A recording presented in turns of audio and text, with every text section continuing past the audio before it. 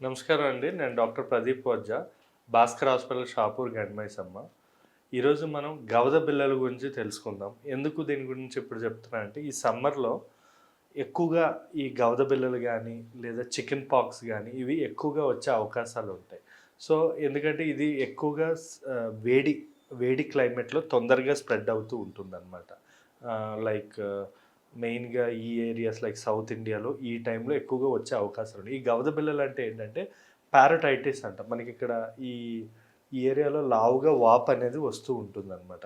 ఇది air Born అనమాట. అంటే గాలి ద్వారా స్ప్రెడ్ అయ్యేది. చాలా స్ప్రెడ్‌గా తుమ్ముల ద్వారా, దగ్గు ద్వారా ఈ గవద బిళ్ళలనేది చాలా ఫాస్ట్‌గా స్ప్రెడ్ అవుతుంది. ఇంకా ఇది ఎక్కువగా వచ్చేది పిల్లల్లో ఎక్కువగా కనబడుతూ ఉంటుంది. అందుకే మనం ఈ పిల్లలు గవద బిళ్ళలు వచ్చినప్పుడు వాళ్ళని స్కూలుకి పంపియకూడదు. మినిమమ్ 1 వీక్ మినిమమ్ కంప్లీట్‌గా తగ్గేంత వరకు పంపియకూడదు. ఎందుకంటే ఆ వైరస్ అనేది బాడీలో ఉంటది. కంప్లీట్ తగ్గాక కూడా ఒక వారం పాటు అవి వైరస్ అనేది బాడీలో ఉంటుందన్నమాట.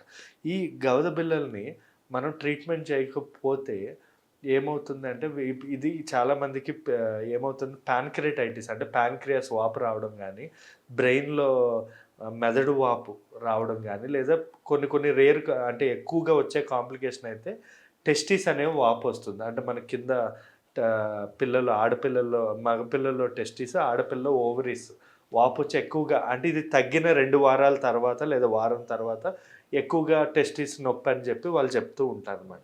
సో, అందుకే మనం ముందుగానే యాంటీబయాటిక్స్ గానీ, ఎక్కువగా లైట్ ఫుడ్ పెట్టి, ఎక్కువగా వాటర్, జ్యూసెస్ బాగా ఇచ్చి, ఫీవర్‌కి ఏమైనా డోలో అవి ఇవ్వడం అనేది మంచిది. అండ్ ఆల్సో సమ్‌టైమ్స్ ఈ ఏమైనా యాంటీ అలర్జిక్ టాబ్లెట్స్ కూడా ఈ గవద బిళ్ళల్లో పెట్టుకోవడం అనేది మంచిదండి. ఈ గవద బిళ్ళలనేవి లో ఏ లక్షణాలు ఉంటాయంటే మెయిన్‌గా మనకు కనబడే లక్షణాలు ఏంటంటే జ్వరం, లేదా తలనొప్పి, ఒళ్ళు నొప్పులు, లేదా మింగడానికి ఇబ్బంది పడడం. ఎందుకంటే ఇక్కడ వాపు పారోటిడ్ గ్లాండ్స్ అనేవి బాగా వాపొచ్చి మింగడానికి కూడా చాలామంది ఇబ్బంది పడుతూ ఉంటారు.